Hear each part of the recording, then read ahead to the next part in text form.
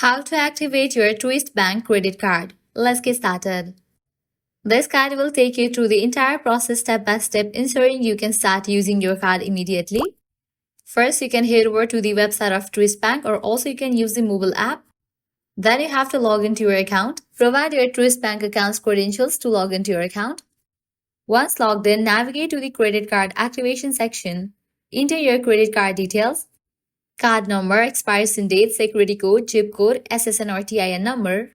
Once you provide all the details, confirm for your activation. You have just requested for the card activation. If all the provided card details are correct, you're gonna get the confirmation mail from Truist Bank. Likewise, you can also use this number. You can use this number to contact Truist Bank customer service and then activate your credit card.